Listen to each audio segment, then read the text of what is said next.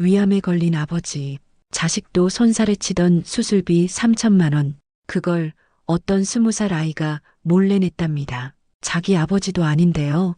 그 아이는 군대 입대했고 며칠 뒤 훈련소 연병장에 헬기가 착륙했습니다. 그리고 사단장이 직접 나와 긴급하게 한 사람을 찾습니다. 긴장되는 상황.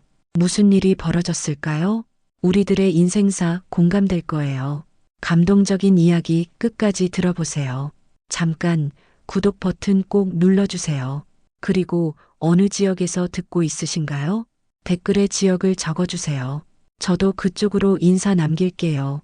새벽 4시 반, 조강민은 이불을 걷어차며 잠에서 깨어났습니다. 반지하 방 작은 창문으로 스며드는 가로등 불빛이 얼굴을 어스름하게 비추고 있었죠. 19살 청년의 얼굴에는 또래들과는 다른 깊은 피로가 새겨져 있었어요. 손바닥과 손가락 마디마디에 박힌 굳은 살이 그의 삶을 말해주고 있었습니다.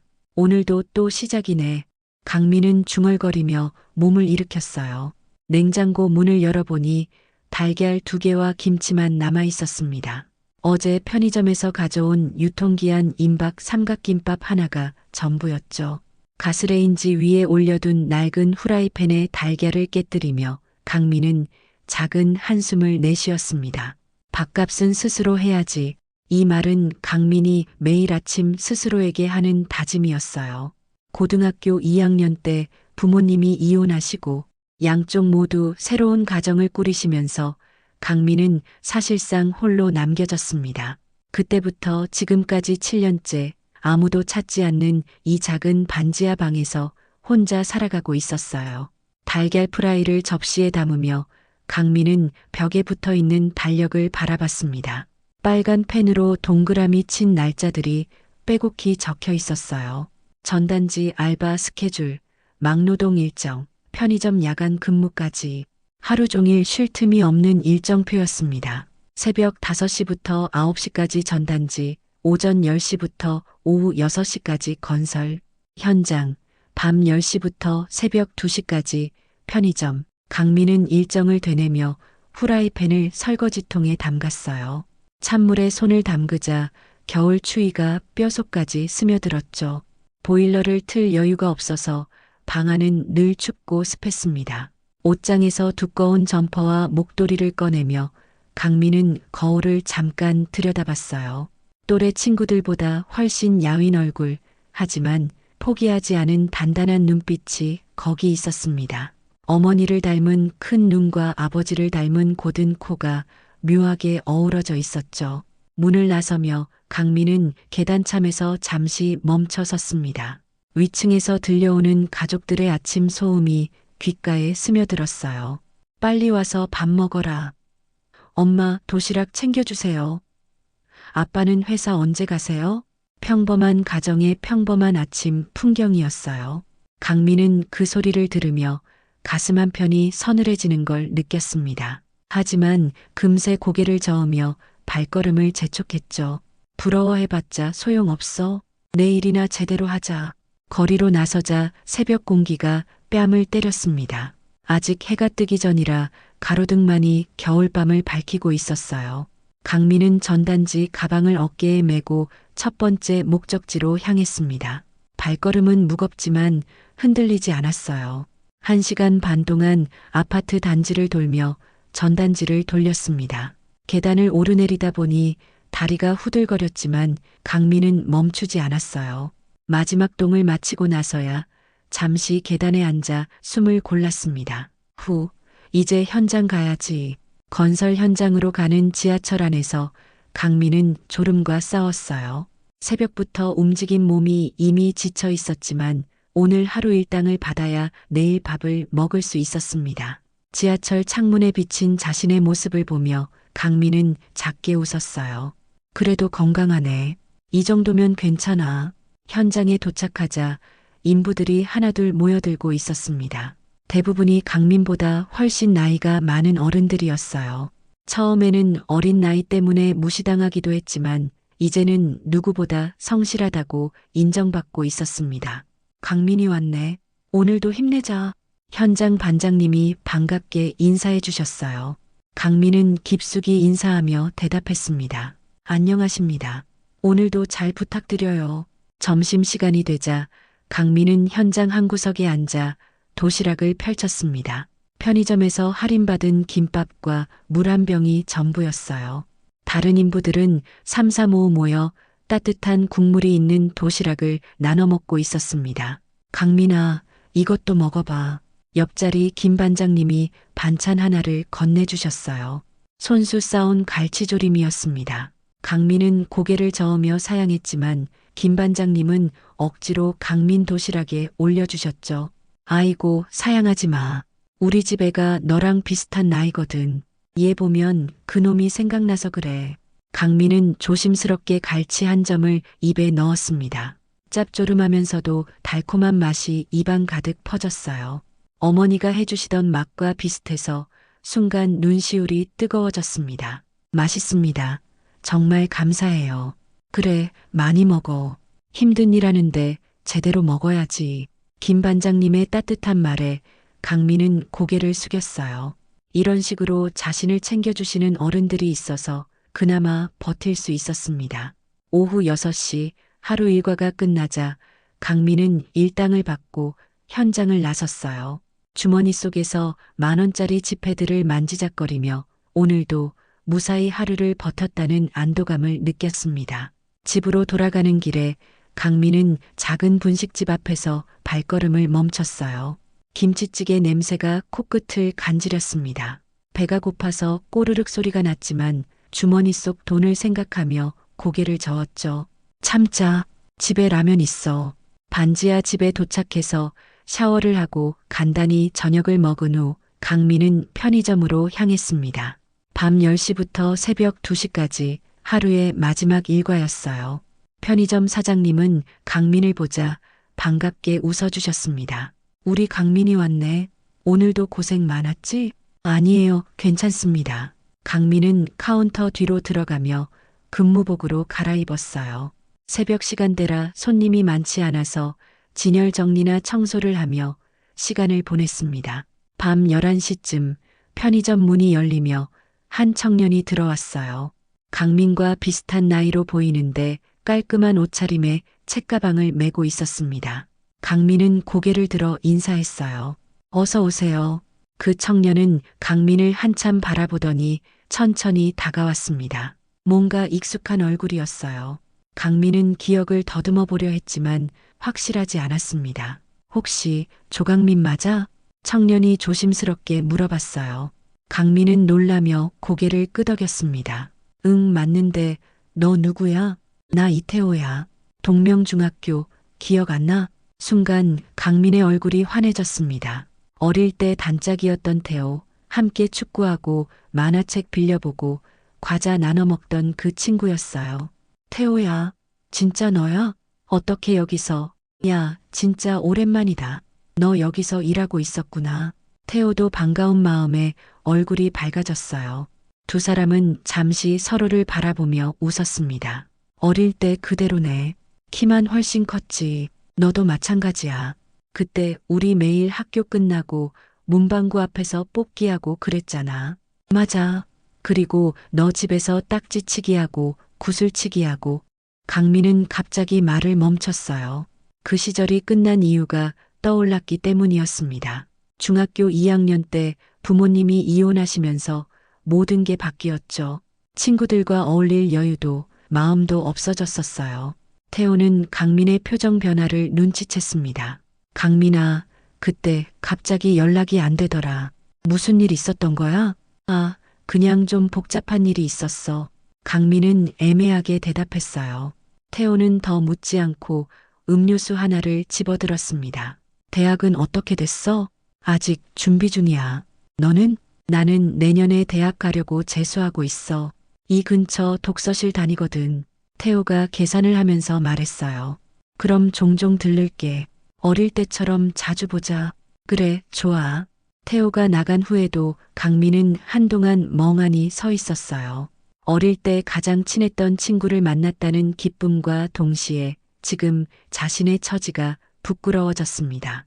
태호는 대학 준비를 하고 있는데 자신은 하루하루 생계를 위해 일만 하고 있으니까요.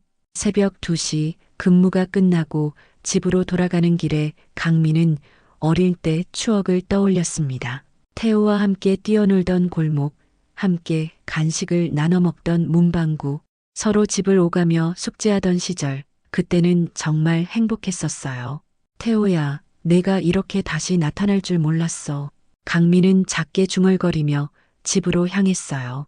오랜만에 만난 옛 친구 때문에 마음이 따뜻해졌습니다. 내일도 또 새벽 4시 반에 일어나야 했지만 오늘은 왠지 희망이 생기는 기분이었어요. 반지하 방에 들어서며 강민은 책상 서랍을 열어봤습니다. 어릴 때 태호와 함께 찍은 사진이 하나 있었어요. 둘 다 교복을 입고 활짝 웃고 있는 모습이었습니다. 언젠가는 다시 예전처럼 될 수 있을까? 작은 희망과 함께 강민은 하루를 마무리했습니다. 그 다음 날부터 태호는 정말로 자주 편의점에 들렀습니다. 처음에는 음료수나 과자를 사러 오는 척했지만 점점 그냥 강민과 이야기하러 오는 게 분명해졌어요. 강민도 태호가 오는 시간이 기다려졌습니다. 강민아, 오늘 현장 일은 어땠어? 태호가 카운터에 팔꿈치를 괴고 물어봤어요. 강민은 손님이 없는 틈에 진열대를 정리하며 대답했습니다. 그냥 그래. 힘들긴 한데 익숙해졌어. 매일 새벽부터 밤까지 일하면 몸이 안 힘들어? 괜찮아. 어차피 할 일이니까. 강민은 담담하게 말했지만 태호는 친구의 거칠어진 손과 야윈 얼굴을 보며 마음이 아팠어요. 어릴 때 통통했던 강민의 모습과는 너무 달랐습니다. 강민아, 나랑 같이 공부해 볼래? 검정고시 준비 말이야. 태호가 조심스럽게 제안했어요. 강민은 잠시 손을 멈추고 태호를 바라봤습니다. 너 대학 준비 바쁘잖아. 나 때문에 시간 뺏기면 안 되지. 아니야, 나도 복습할 겸 같이 하면 좋을 것 같은데. 어릴 때 우리 숙제도 같이 했잖아. 그 말에 강민의 얼굴에 잠깐 웃음이 스쳤어요. 정말로 어릴 때는 늘 함께 숙제하고 함께 놀았었죠. 그런데 책값이랑 학원비가, 그건 걱정 마. 내가 쓰던 책들 있어. 그리고 독서실비는 내가 낼게. 안 돼. 그럴 수는 없어. 강민이 고개를 저었어요. 하지만 태호는 포기하지 않았습니다. 야, 우리 어릴 때 얼마나 많이 도와주고 받았는데. 너 내가 수학 못할 때 매일 가르쳐줬잖아. 이번엔 내가 도와줄 차례야. 강민은 잠시 망설였어요. 정말로 공부하고 싶었지만 친구에게 신세지는 게 부담스러웠습니다. 생각해 볼게. 응, 천천히 생각해봐. 그날 밤 강민은 집에 돌아와서 한참을 고민했어요.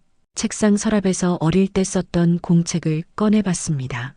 태호가 수학 문제를 가르쳐 달라고 했을 때 강민이 정성스럽게 써준 풀이 과정들이 빼곡히 적혀 있었어요. 그때는 정말 즐거웠는데 강민은 공책을 넘기며 옛 추억에 잠겼습니다. 함께 공부하고 함께 놀고 함께 꿈꾸던 시절이었어요. 며칠 후 태호가 또 편의점에 들렀을 때 강민이 말했습니다. 태호야, 정말 괜찮을까? 내가 공부해도? 당연하지. 넌 원래 머리 좋았잖아. 중학교 때 수학은 너가 나보다 잘했어. 태호의 격려에 강민은 용기를 냈어요. 그럼 해볼게. 고마워. 좋아. 내일부터 시작하자. 다음 날부터 강민의 일상에 변화가 생겼습니다. 새벽 전단지 일을 마치고 현장에 가기 전 1시간, 그리고 편의점 근무가 끝난 후 새벽 1시간을 공부 시간으로 정했어요. 태호는 약속대로 책들을 가져다 주었고 모르는 부분은 편의점에서 틈틈이 설명해 주었습니다. 이 수학 문제는 이렇게 풀면 돼. 기억나지? 중학교 때 이런 문제 많이 풀었잖아. 아, 맞다. 이제 생각나네. 공부를 시작한 지 일주일쯤 지났을 때 강민은 오랜만에 성취감을 느꼈어요. 문제가 풀리고 새로운 지식을 익히는 재미가 있었습니다. 어느 날 태호가 편의점에 왔을 때 평소와 다르게 표정이 어두웠어요. 무슨 일 있어? 강민이 걱정스럽게 물어봤습니다. 아니야, 그냥. 야, 우리 사이에 뭘 숨겨. 무슨 일인데? 강민이 다그치자 태호가 한숨을 쉬며 말했어요. 우리 아버지가 병원에서 정밀 검사 받으라고 하시더라. 어디가 아프신데? 위가 좀 안 좋으시다고 내일 큰 병원 가보기로 했어. 강민은 태호의 걱정스러운 표정을 보며 마음이 무거워졌어요. 태호네 아버지는 강민이 어릴 때도 친절하게 대해주셨던 분이었습니다. 너무 걱정하지 마. 요즘 의학이 많이 발달했잖아. 응, 그래야지. 그날 밤 강민은 태호를 위해 조용히 기도했어요. 자신에게도 힘든 일이 많았지만 친구가 걱정스러워하는 모습을 보니 더 마음이 아팠습니다. 태호야, 무슨 일이든 나한테 말해. 우리 친구잖아. 강민은 혼자 중얼거리며 공부책을 펼쳤어요. 태호가 자신을 도와주는 것처럼 자신도 친구를 위해 뭔가 할 수 있기를 바라며 밤늦게까지 책장을 넘겼습니다. 이틀 후 태호가 편의점에 나타났을 때 얼굴이 새하얗게 질려 있었습니다. 강민은 한눈에 좋지 않은 소식이라는 걸 알 수 있었어요. 태호야, 어떻게 됐어? 아버지가 위암이래. 태호의 목소리가 떨리고 있었어요. 강민은 재빨리 카운터 밖으로 나와서 친구의 어깨에 손을 올렸습니다. 많이 진행됐대? 3기라고 수술하면 완치 가능하다는데 항암 치료도 받아야 한다더라. 태호는 주저앉을 듯 휘청거렸어요. 강민이 얼른 의자를 가져다 앉혔습니다. 그래도 완치 가능하다니까 다행이야. 요즘 암 치료 기술이 정말 좋아졌다잖아. 그런데 강민아, 수술비랑 치료비가. 태호가 말을 잇지 못했어요. 강민은 조용히 기다렸습니다. 6천만 원 정도 든다더라. 우리가 긁어 모을 수 있는 건 3천만 원이 고작이야. 나머지 3천만 원은. 태호의 눈에 눈물이 맺혔어요. 아버지는 퇴직하신 지 얼마 안 되었고 태호 혼자 대학 준비하는 것도 벅찬 상황이었습니다. 보험은 일부만 되고 나머지는 자부담이야. 친척들한테 부탁해봐도 다들 형편이 어렵다고. 강민은 잠시 말없이 생각에 잠겼어요. 자신이 지난 5년간 모은 돈이 정확히 3천만 원이었습니다. 중학교 때부터 새벽부터 밤까지 일하며 한 푼 두 푼 모은 소중한 돈이었죠. 태호야, 걱정하지 마. 뭐, 방법이 있을 거야. 포기하지 말고. 강민이 태호의 손을 꼭 잡으며 말했어요. 태호는 친구의 따뜻한 손길에 조금 마음이 진정되었습니다. 고마워, 강민아. 내가 이렇게 말해주니까 힘이 나. 그날 밤 강민은 집에 돌아와서 책상 서랍을 열었어요. 통장과 현금을 꺼내어 정확히 계산해 봤습니다. 3천만 원 정확히 있었어요. 자신이 언젠가 대학에 가기 위해 그리고 제대로 된 삶을 시작하기 위해 5년간 모은 전 재산이었습니다. 아버지한테는 말 못하지. 강민은 태호 아버지 생각을 했어요. 어릴 때 태호네 집에 놀러 가면 늘 따뜻하게 맞아주시던 분이었습니다. 강민의 가정 사정이 어려워진 후에도 가끔 안부를 물어봐 주셨죠. 그분이 살아야 태호도 대학 갈 수 있어. 강민은 결심했습니다. 다음 날 아침 은행에 가서 돈을 모두 인출했어요. 현금으로 뽑은 돈을 사과 박스에 담아서 병원으로 향했습니다. 대학병원 수납 창구에서 강민은 조용히 말했어요. 이성한 환자 수술비 일부입니다. 3천만 원이요. 보호자분이세요? 아니요. 그냥 도움을 주고 싶어서요. 간호사는 놀란 표정으로 강민을 바라봤어요. 이런 일은 드물었거든요. 익명으로 해주세요. 환자분께는 알리지 말아주시고요. 하지만 부탁드려요. 강민은 간절히 부탁했어요. 간호사는 잠시 망설이다가 고개를 끄덕였습니다. 병원을 나서며 강민은 텅 빈 주머니를 만졌어요. 5년간 모은 돈이 한순간에 사라졌지만 후회되지 않았습니다. 오히려 마음이 홀가분했어요. 이제 다시 모으면 되지 뭐. 그날 저녁 편의점에서 태호가 흥분된 목소리로 말했어요. 강민아, 믿을 수 없는 일이 일어났어. 뭔데? 병원에서 연락 왔는데 익명의 후원자가 3천만 원을 내줬대. 이제 수술비가 반은 마련됐어. 태호의 얼굴이 조금 밝아져 있었어요. 강민은 아무렇지 않은 척하며 물었습니다. 정말? 누가? 모르겠어. 병원에서도 비밀이라고 안 알려줘. 그래도 아직 3천만 원이 더 필요하긴 하지만 희망이 생겼어. 태호는 감사함과 동시에 여전한 걱정이 섞인 표정이었어요. 강민은 친구를 위해 뭔가 더 할 수 있기를 간절히 바랐습니다. 포기하지 마. 분명 방법이 있을 거야. 그날 밤 강민은 집에 돌아와서 공부책을 펼쳤어요.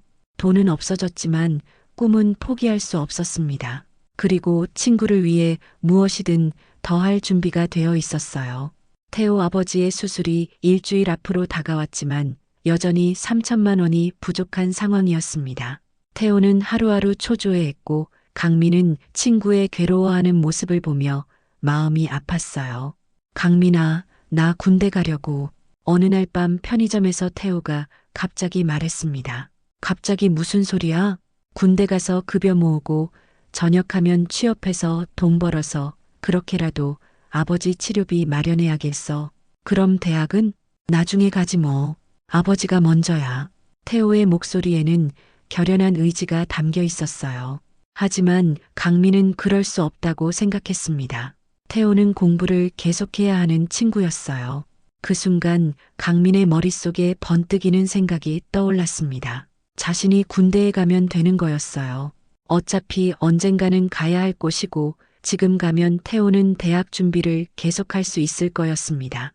태호야, 내가 군대 갈게. 뭐, 나 대신 입대할게. 어차피 나도 언젠가는 가야 하잖아. 야, 무슨 소리야. 내가 왜, 태호야, 넌 공부해야 해. 변호사 되겠다고 했잖아. 나는 지금 당장 갈 곳도 없어. 강민의 말에 태호는 할 말을 잃었어요. 정말로 강민에게는 지킬 것도 미룰 이유도 없었습니다. 그런데 그게 아버지 치료비랑 무슨 상관이? 군인도 월급 받잖아. 그리고 방법이 있을 거야. 강민은 확신에 차서 말했지만 사실 구체적인 계획은 없었어요. 그저 친구를 도와야 한다는 마음뿐이었습니다. 며칠 후 강민은 조용히 입대 준비를 시작했어요. 병무청에 가서 입대 신청을 하고 현재 하고 있던 일들을 정리했습니다. 편의점 사장님께 인사드릴 때는 마음이 무거웠어요. 사장님, 그동안 정말 감사했습니다. 강민아, 갑자기 입대라니 좀 더 있다가 가면 안 되겠니? 아니에요. 이제 갈 때가 된 것 같아요. 건설 현장 김 반장님도 아쉬워하셨어요. 우리 강민이 없으면 현장이 허전할 텐데 몸 건강히 잘 다녀와라. 네, 반장님. 건강히 다녀오겠습니다. 입대 전날 밤 태호가 반지하 집으로 찾아왔어요. 손에는 빵과 우유를 들고 있었습니다. 강민아, 정말 가는 거야? 응, 내일 오전 10시 기차야. 나 때문에 미안해. 무슨 소리야? 나도 언젠가는 가야 했어. 지금이 적당한 타이밍인 것 같아. 두 친구는 밤늦게까지 앉아서 이야기했어요. 어릴 때 추억부터 앞으로의 계획까지 할 말이 많았습니다. 태호야, 너는 꼭 대학 가야 해. 변호사 되겠다는 꿈 포기하지 마. 알았어. 너도 전역하면 바로 대학 준비하자. 같이 공부하기로 했잖아. 응, 약속해. 다음 날 아침 강민은 작은 가방 하나만 들고 집을 나섰어요. 태호가 역까지 배웅 나왔습니다. 연락 자주 하자. 응. 그리고 아버지 수술 잘 되기를 기도할게. 고마워, 강민아. 정말로. 기차가 들어오자 강민은 태호와 꽉 껴안았어요. 서로 눈물이 글썽였지만 웃으려고 노력했습니다. 잘 다녀와. 응, 너도 건강해. 기차 창문으로 손을 흔드는 태호를 보며 강민은 마음이 뭉클했어요. 혼자 남겨지는 친구가 걱정되었지만 이게 최선의 선택이라고 생각했습니다. 강원도로 향하는 기차 안에서 강민은 창밖 풍경을 바라봤어요. 산과 들이 끝없이 펼쳐져 있었습니다. 새로운 환경, 새로운 사람들, 새로운 시작이 기다리고 있었어요. 이제 진짜 혼자구나. 하지만 무섭지 않았어요. 지금까지도 혼자 살아왔고 앞으로도 잘 해낼 수 있을 거라는 확신이 있었습니다. 그리고 언젠가는 태호와 다시 만나서 함께 꿈을 이룰 거라는 희망도 있었고요. 자대에 도착했을 때는 이미 해가 지고 있었어요. 다른 신병들과 함께 줄을 서서 기다리는 동안 강민은 새로운 삶의 시작을 느꼈습니다. 이등병 조강민. 예, 강민의 또 다른 인생이 시작되는 순간이었어요. 군생활 석 달째, 강민은 급양관리병으로 배치되어 부대 식당에서 일하고 있었습니다. 새벽 4시에 일어나 2,000명분의 식사를 준비하는 일은 힘들었지만 민간에서 했던 일들에 비하면 규칙적이고 안정적이었어요. 조강민 이병 감작 가는 솜씨가 예술이네. 선임들도 강민의 성실함을 인정해 주었습니다. 어릴 때부터 생활력이 몸에 밴 덕분에 부대 적응도 빨랐어요. 태호에게서 가끔 편지가 왔어요. 아버지 수술이 성공적으로 끝났다는 소식, 회복이 잘 되고 있다는 이야기, 그리고 자신은 대학 준비를 열심히 하고 있다는 근황이었습니다. 강민아, 정말 고마워. 내 덕분에 아버지가 살아나셨어. 꼭 보답할게. 편지를 읽으며 강민은 뿌듯했어요. 자신의 선택이 옳았다는 확신이 들었습니다. 어느 날 아침 식사 준비를 마치고 잠시 쉬고 있을 때 급작스럽게 부대가 술렁였습니다. 야, 사단장님이 오신단다. 갑자기 무슨 일이야? 모르겠어. 그런데 이등병 조강민 보자고 하신다던데? 강민은 깜짝 놀랐어요. 사단장이 자신을 찾는다니 도무지 이해할 수 없었습니다. 저요? 제가 뭔 잘못을 했나요? 아니야, 잘못한 건 없어. 그런데 사단장이 직접 보자고 중대장도 당황한 기색이 역력했어요. 평범한 이등병 하나를 위해 사단장이 직접 부대에 오는 일은 거의 없었거든요. 1시간 후 강민은 중대장실로 호출되었습니다. 마음을 진정시키려 해도 두근거림이 멈추지 않았어요. 이등병 조강민, 예, 편하게 해. 앉아. 사단장 장호철은 자상한 미소를 지으며 말했습니다. 강민은 영문을 모른 채 의자에 앉았어요. 강민아, 혹시 이성환이라는 분 아니? 네. 어떻게? 이성환은 나와 함께 군 복무했던 전우야. 같은 부대에서 2년간 고생했지. 사단장이 차근차근 설명했어요. 최근에 성환이한테서 전화가 왔어. 자기 아들 친구가 병원비를 보태줬다는 이야기를 하더라. 강민의 얼굴이 하얘졌어요. 어떻게 알았을까요? 그 친구 이름이 조강민이라고 하는데 혹시나 해서 신상을 확인해 봤더니 정말 우리 부대에 있더군. 아, 성환이가 너무 고마워하더라. 자기 아들이 좋은 친구를 두었다며. 사단장이 잠시 말을 멈췄어요. 그래서 내가 너 아버지 연락처를 수소문해서 찾아봤어. 성환이가 꼭 만나고 싶어 하더라. 아버지를요? 응. 그런데 연락해보니 사단장의 표정이 어두워졌어요. 내 아버지가 많이 힘들게 사시더라. 혼자 계시고 몸도 좋지 않으시고. 강민은 가슴이 턱 막혔어요. 아버지 이야기는 듣고 싶지 않았는데 걱정이 앞섰습니다. 성환이가 직접 내 아버지를 만났어. 그리고 내가 어떻게 살아왔는지 어떤 아이인지 다 들었다고 하더라. 강민아, 내가 친구를 위해 한 일을 들었을 때 정말 감동받았어. 5년 동안 모은 돈을 친구 아버지를 위해 쓰다다니. 사단장의 목소리에 진심 어린 감동이 담겨 있었어요. 그래서 성환이가 부탁했어. 너의 아버지를 찾아주자고. 그리고 받았던 병원비도 너에게 주겠대. 너한테도 직접 만나서 고맙다고 인사하러 오고 싶어 하셔. 강민은 말문이 막혔어요. 자신이 조용히 한 일이 이렇게 큰 파장을 일으킬 줄 몰랐습니다. 그리고 내 아버지도. 사단장이 조심스럽게 말했어요. 너를 보고 싶다고 하시더라. 미안하다고, 한 번만 만나게 해달라고. 강민의 가슴이 복잡해졌어요. 7년 동안 연락 한 번 없던 아버지가 갑자기 보고 싶다니. 어떻게 하겠어? 면회 신청하면 만날 수 있는데. 강민은 한참을 고민했어요. 화가 나기도 하고 궁금하기도 하고 무섭기도 했습니다. 한번 만나보겠습니다. 그래, 다음 주 일요일에 면회 약속 잡을게. 그날 밤 강민은 잠들지 못했어요. 아버지를 만난다는 생각에 마음이 어지러웠습니다. 과연 무슨 말을 해야 할까요? 일요일 오후 강민은 부대 면회실로 향했습니다. 걸음걸음마다 가슴이 두근거렸어요. 7년 만에 만나는 아버지는 어떤 모습일까? 무슨 말을 할까? 자신은 또 어떻게 반응해야 할까? 온갖 생각이 머릿속을 스쳐 지나갔습니다. 면회실 문을 열고 들어서는 순간 강민은 얼어붙었습니다. 거기에는 기억 속의 아버지와는 전혀 다른 모습의 남자가 앉아 있었어요. 살이 많이 빠지고 머리는 하얗게 새어 있었습니다. 옷도 낡고 초라해 보였어요. 아버지, 강민아, 조영복은 아들을 보자마자 눈물부터 글썽였습니다. 강민은 의자에 앉으며 복잡한 감정에 휩싸였어요. 어떻게 지내셨어요? 강민아, 미안하다. 정말 미안해.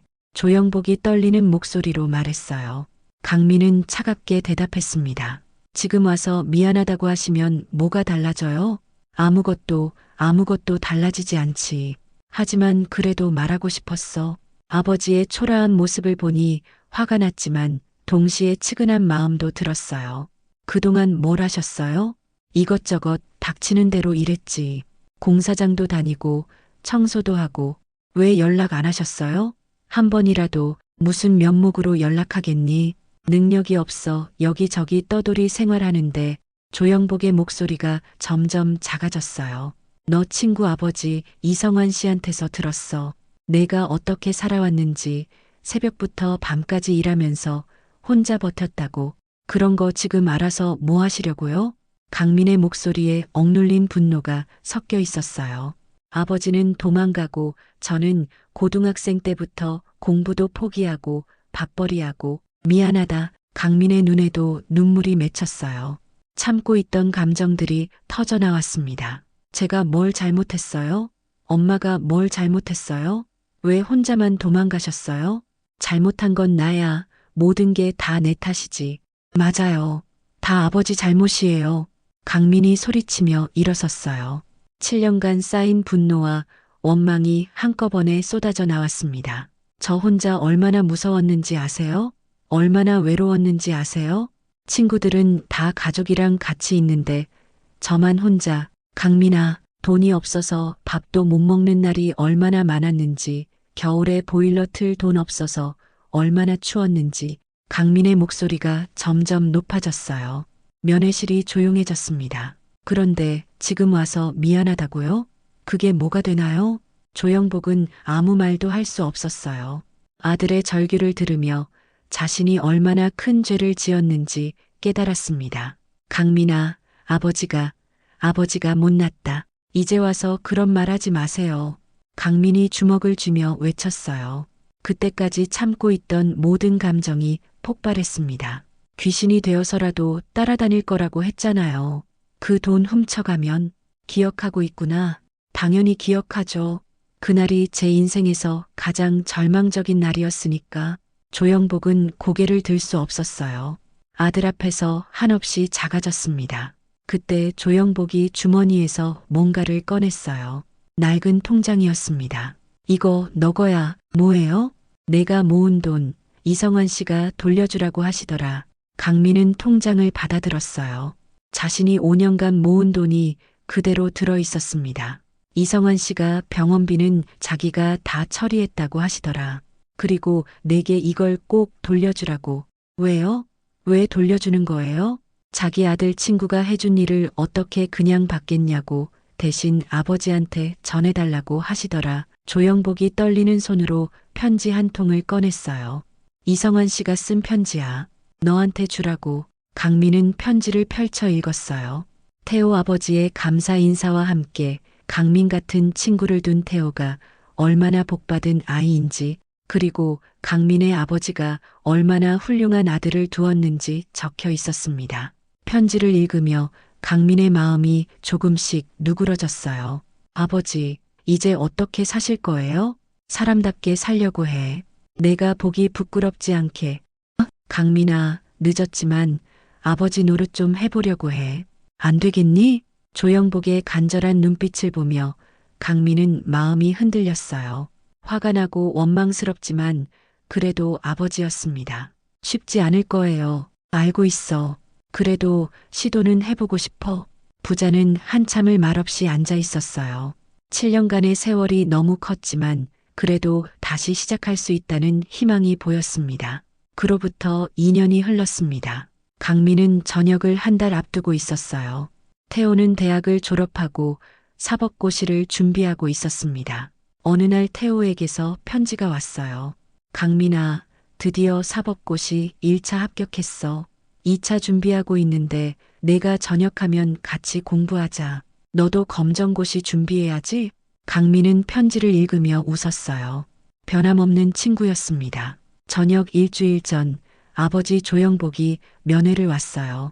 예전보다 훨씬 건강해 보이는 모습이었습니다. 강민아, 정말 듬직하게 컸구나. 아버지도 많이 좋아 보이세요. 건설 일 배워서 이제 제대로 된 기술자가 됐어. 너 전역하면 같이 살자. 강민은 잠시 망설였어요. 아직 완전히 마음이 열리지는 않았지만 아버지의 진심은 느낄 수 있었습니다. 천천히 생각해 볼게요. 그래, 이제 반지하 방에서 그만 살자. 지금까지 모은 돈으로 아파트 마련했어. 같이 아파트 들어가자. 저녁식 날 부대 정문에서 태호가 기다리고 있었어요. 한 손에는 꽃다발을, 다른 한 손에는 케이크를 들고 서 있었습니다. 강민아, 진짜 고생했어. 태호야. 두 친구는 오랜만에 만나 꽉 껴안았어요. 사법고시 준비는 어때? 열심히 하고 있어. 너도 이제 검정고시 준비하자. 같이 공부하면 더 재미있을 거야. 그래, 해보자. 그날 저녁 두 친구는 작은 치킨집에서 저녁을 축하했어요. 건배, 강민이 저녁 축하해. 고마워. 그런데 강민아, 태호가 갑자기 진지해졌어요. 우리 아버지 완전히 건강해지셨어. 정기검진에서도 이상 없다고 하시더라. 정말 다행이다. 그런데 계속 너 이야기를 하셔. 강민이가 없었으면 어떻게 되었을지 모르겠다고. 강민은 부끄러워서 고개를 숙였어요. 당연한 일이었어. 바보야, 당연한 게 어디 있어. 그래서 우리 아버지가 너한테 꼭 하고 싶은 말이 있으시대. 이틀 후 강민은 태호와 함께 이성환 아저씨를 만났어요. 아저씨는 완전히 건강을 회복한 모습이었습니다. 강민아, 정말 오랜만이구나. 안녕하세요, 아저씨. 앉아봐. 할 이야기가 있어. 이성환 아저씨가 차를 따라주시며 말씀하셨어요. 강민아, 내가 해준 일을 어떻게 갚아야 할지 모르겠다. 그런 말씀하지 마세요. 아니야, 들어봐. 나는 내 덕분에 살았고 태호는 내 덕분에 꿈을 이룰 수 있었어. 아저씨의 목소리에 진심이 담겨 있었어요. 그래서 내가 생각해봤는데 내 대학 학비를 내가 대고 싶어? 아니에요. 그럴 수는 없어요. 왜 안 돼? 너는 내 아들 목숨을 살려준 은인이야. 하지만 강민아 받아. 태호가 친구의 어깨를 두드리며 말했어요. 우리 아버지 마음이야. 그리고 나도 같은 생각이었어. 강민의 눈에 눈물이 맺혔어요. 이런 사람들을 만난 게 정말 행운이었습니다. 3년 후 강민은 대학에 입학했어요. 사회복지학과를 선택했습니다. 자신과 같은 처지의 아이들을 돕고 싶었거든요. 태호는 사법고시에 합격해서 변호사가 되었어요. 어려운 사람들을 돕는 변호사가 되겠다던 어릴 적 꿈을 이룬 거였습니다. 강민의 아버지 조영복도 많이 달라져 있었어요. 건설 기술자로 성실하게 일하며 아들과의 관계도 조금씩 회복하고 있었습니다. 대학 졸업식 날 강민을 축하하러 온 사람들이 있었어요. 태호 가족, 아버지, 그리고 편의점 사장님까지. 강민아, 정말 자랑스럽다. 태호가 친구를 꽉 안으며 말했어요. 고마워, 태호야. 너희가 없었으면 불가능했을 거야. 이제 뭐 할 거야? 사회복지사가 되어서 아이들을 도울 거야. 너는? 나는 약속대로 어려운 사람들 돕는 변호사 할 거고. 좋아. 앞으로도 함께 가자. 당연하지. 몇 년 후 강민은 지역 아동센터에서 일하고 있었어요. 태호는 법무법인에서 사회적 약자를 위한 변호사로 활동하고 있었습니다. 어느 주말 저녁 두 친구는 어릴 때 자주 가던 작은 분식집에서 만났어요. 야, 여기 진짜 오랜만이다. 맞아. 우리 중학생 때 자주 왔었지. 분식집 아주머니가 반갑게 맞아주셨어요. 어머, 이 애들 진짜 오랜만이네. 많이 컸구나. 안녕하세요. 떡볶이를 먹으며 두 친구는 옛날 이야기를 했어요. 강민아, 그때 생각나? 내가 편의점에서 일할 때. 응, 그때 정말 힘들었는데 내가 나타나서 바보야, 나도 너를 만나서 행복했어. 진짜 친구가 뭔지 알게 됐거든. 강민은 친구를 바라보며 웃었어요. 우리 정말 멀리 왔네. 응, 앞으로도 더 멀리 갈 거야. 함께 분식집 창밖으로 저녁 노을이 지고 있었어요. 두 친구의 우정은 그 노을처럼 따뜻하고 아름다웠습니다. 내 이야기는 여기까지입니다. 여러분은 어떻게 느끼셨나요? 여러분은 어떻게 살아오셨나요? 댓글로 우리 함께 말해요. 감사합니다.